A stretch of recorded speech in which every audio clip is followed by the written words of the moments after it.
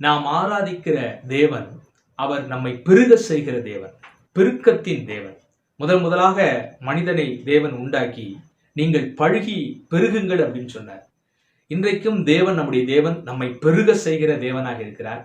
இன்னைக்கு மனித குலம் பெருகிருச்சு, அதனால நம்ம அந்த பெருக்கத்தை விட்டுருவோம். சரிங்களா?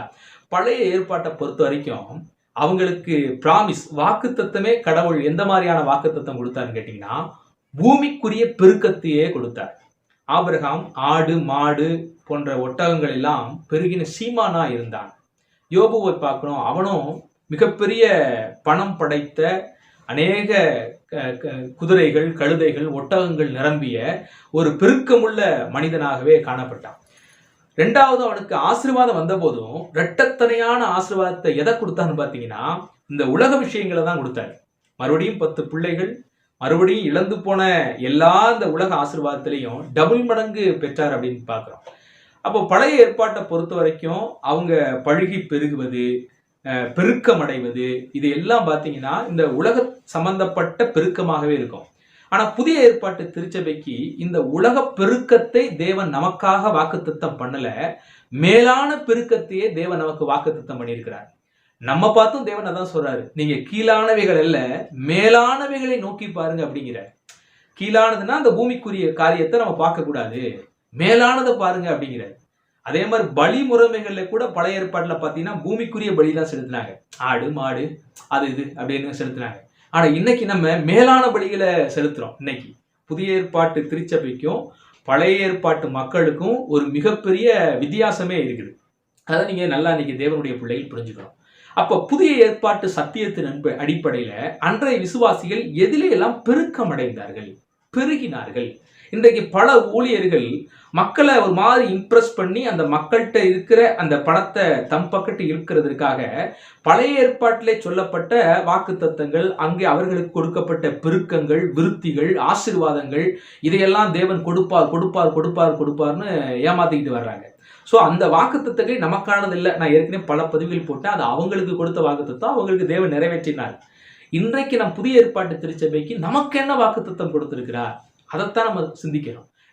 அன்றைய திருச்சபை மக்கள் எதில் எல்லாம் பெருகினார்கள்னு பார்க்கணும். அந்த பெருக்கம் இன்றைக்கு நம்ம திருச்சபைகளுக்குள்ள வந்துச்சுன்னா உண்மையாகவே ஆசீர்வதிக்கப்பட்ட ஒரு திருச்சபையாக இருக்கும், உண்மையாகவே கிறிஸ்துவின் திருச்சபையாக இருக்கும். முதலாவது பார்த்தீங்கன்னா அப்போஸ்தலர் நடபடிகள் 12:24 வசனம் பெருகிற்றான். வசனம் பெருகிற்று. அப்ப இன்றைய நாட்கள்ல வசன பெருக்கம் இல்லை. இன்னைக்கு எதுலயோ மக்கள் பெருக்கம், அதுல பெருக்கம் வராதா, இதுல பெருக்கம் வராதா, குட்டி போட்டுறாதா, பெருகிற மாட்டோமா அப்படின்லாம் நினைச்சிட்டு இருக்கிறாங்க. ஆனா அன்றைய மக்கள் பாருங்க, வசனத்திலே பெருகினார்களாம். பழைய ஏற்பாட்டுல கிறிஸ்துவை பற்றி, புதிய ஏற்பாட்டு சத்தியங்களை பற்றி மறைமுகமாக என்னென்னங்கள்லாம் இருந்துச்சோ, புதிய ஏற்பாட்டுல இந்த ஆவியை அபிஷேகத்தையும் பெற்ற அப்போஸ்தலர்கள் பார்த்தீங்கன்னா வெளிப்பாடா கொடுக்குறாங்க. அதான் புதிய ஏற்பாட்டு நிருபங்கள் எல்லாம் வசனத்தினுடைய பெருக்கம். அங்கே மறைமுகமாக சொல்லப்பட்ட எல்லா வசனங்களுக்கும் இங்கே வெளியரங்கமாக பதிலளிக்கப்பட்டுச்சு. பரிசுத்த ஆவியானவர் ஒரு இடத்துல வரும்பொழுது எல்லாத்தையும் உங்களுக்கு போதிப்பாருப்பா, இப்ப நீங்க அதெல்லாம் சொன்னா தாங்க மாட்டீங்க. இயேசு கிறிஸ்து இந்த புதிய ஏற்பாட்டினுடைய வெளிப்பாடுகள் நிறைய விஷயங்களை சொல்லல, ஆனா பரிசுத்த ஆவியை நமக்கு கொடுத்து அவர் மூலியமாக அநேக வெளிப்பாட்டை நமக்கு வெளிப்படுத்திட்டு போனார். அப்ப வசனத்திலே இன்றைய திருச்சபை பெருக்கம் அடையும். இன்றைய திருச்சபையில் பார்த்தீங்கன்னா 10 நிமிஷம் காமன் செய்தி ஆகி போச்சு. ஒரே பாட்டு கும்மாளம், ஆராதனைனாலே பாட்டுங்கிற ஒரு கண் சொருகி போன நிலைமைக்குள்ள வந்துட்டாங்க. ஆராதனைனாலே என்னன்னு தெரியாம இன்னைக்கு ஆகிப்போச்சு. பாட்டு தான் ஆராதனை அப்படிங்கிற மாதிரி இன்னைக்கு ஒரு விதமான பின்பத்தை உருவாக்கி விட்டாங்க. அப்ப இன்றைய திருச்சபைகள் வசனத்திலே பெருக்கம் அடைய வேண்டும். அன்றைய விசுவாசிகள் வசன பெருக்கமே அடைந்தார்கள் என்பதை புரிந்து கொள்ளுங்க. அடுத்து பாத்தீங்கன்னா 2 கொரிந்தியர் புத்தகம் 8ஆம் அதிகாரம் 7வது வசனத்துல தர்ம காரியத்தில் அவர்கள் பெருகினார்களாம். நீங்க எப்படி மற்ற எல்லா ஆவிக்குரிய விஷயங்கள்லயும் நீங்க பெருகி வர்றது போல இந்த தர்ம விஷயத்திலும் நீங்க பெருகுங்க அப்படின்னு பவுல் உற்சாகப்படுத்துகிறார் அன்றைய விசுவாசிகள்ல. இன்னைக்கு தர்மம் காணிக்க அப்படின்னாலே ஏதோ பாஸ்டுக்கு கொடுக்கறதா அது அப்படிங்கிற மாதிரி நினைச்சிட்டாங்க. ஆனா பைபிள் அடிப்படையில இல்லாதவர்களுக்கு கொடுப்பதே அது மிகப்பெரிய ஆசீர்வாதம். அதனால தர்ம காரியத்தில் பெருகுங்க. யாருக்கெல்லாம் இல்லையோ, உங்களை விட ரொம்ப கஷ்டத்துல இருக்காங்களோ, அவங்களுக்கெல்லாம் உங்ககிட்ட இருக்கிறதுல பகிர்ந்து கொடுக்கறதுல பெருக்கமடையுங்கள். அன்றைய விசுவாசிகள் அதிலே பெருகினார்கள், அதனால் தேவனுடைய சாட்சி பெற்றார்கள். அடுத்து பாருங்க அப்போஸ்தலர் 9:31 சமாதானத்திலே ஒரு பெருக்கம், பக்தியிலே பெருக்கம், தேவனுக்கு பயப்படும் பயத்திலே பெருக்கம், அவரால் வருகிற ஆறுதலிலே பெருகினார்கள். இன்னைக்கு நம்ம இதெல்லாம் பெருகிறோமா? சமாதானம் பார்த்தீங்கன்னா ரொம்ப சூம்பி போய் இருக்கு இன்னைக்கு நிறைய விசுவாச வீட்டுல. ஏன் பிரசங்கம் பண்ற பாசு வீட்லயே ஏகப்பட்ட சண்டை, அவருக்கே சமாதானம் சுருங்கி போயிருக்குது. பக்தி விருத்தி அடைய மாட்டேங்குது, ஆறுதலே வரமாட்டேங்குது. அந்த ஆறுதல் வர்றக்காண்டு என்ன பண்ணிருக்காங்க, ஆறுதலின் தேவன் என்ற ஒரு பாட்டை பாடி அப்படியே ஒரு தண்ணீர் வாய்க்கிறாங்களே ஒழிய, இந்த ஆறுதலிலே பெருக்கம் அன்றைய விசுவாசிகள் அடைஞ்சாங்க. சமாதானத்திலே ஒரு பெருக்கம், பக்தியிலே ஒரு பெருக்கம், தேவனுக்கு பயப்படுகிற அந்த பயத்திலே ஒரு பெருக்கம். நம்ம தேவனுக்கு பயப்படுற பயத்துல பெருக்கம் அடைஞ்சிட்டோம்னு வச்சுங்களேன், சின்ன சின்ன விஷயத்துல கூட தேவனை பார்த்து கொண்டிருக்கிறார் அந்த உணர்வு வரும். தேவனுக்கு பிரியமா கொஞ்சம் அப்படியே வாழ ஆரம்பிச்சு பெருகிக்கிட்டே வருவோம். தேவன் தருகிற அந்த ஆறுதல்களிலே நம்ம பெருகிக்கிட்டே வருவோம். அப்ப இதிலே இன்றைய நாட்களிலே இன்றைய திருச்சபைகள் பெருக வேண்டும். பேதுரு கூறுற பெருக்கத்தை பாருங்க.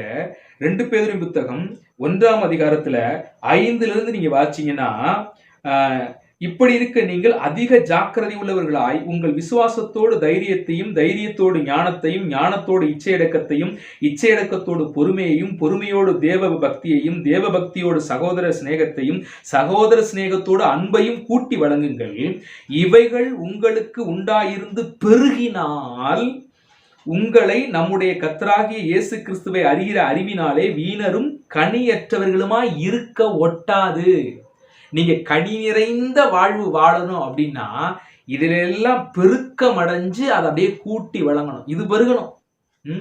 தைரியம், விசுவாசம், சகோதர சிநேகம், அன்பு, இவைகளெல்லாம் இன்னைக்கு விசுவாச பிள்ளைகளுக்குள்ள பெருக்கிறது இல்லை. எது பெருகுதுன்னா ஆசைகள் தான் பெருகுது. ஏன்னா நிறைய பேர் இன்னைக்கு ஆசைப்படுன்னு சொல்லி கொடுக்க ஆரம்பிச்சிட்டாங்க. கண்ட கண்ட விஷயத்திலெல்லாம் இன்னைக்கு பெருக்கம் அடைந்து இன்னைக்கு வீணா போய் கிடக்கிறோம்.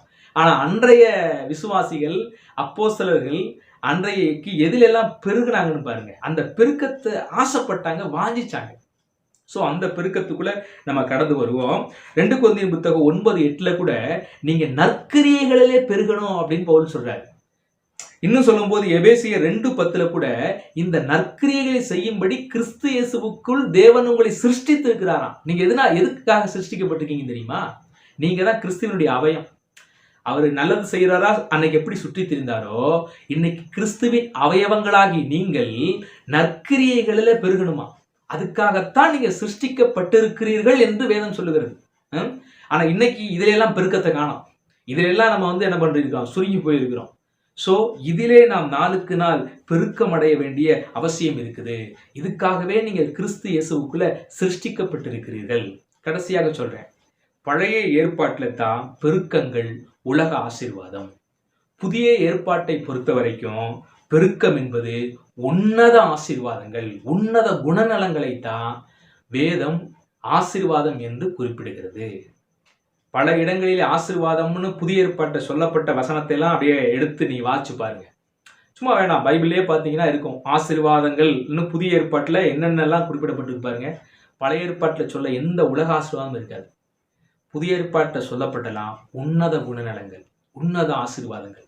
இதிலே நாளுக்கு நாள் பெருக்கமடைவோம். அந்த பெருக்கமடைகிறச்சே தேவன் உங்களையும் சகல ஆவிக்குரிய குணாதிசயங்களினாலும் பெருகச் செய்வாராக. God bless you.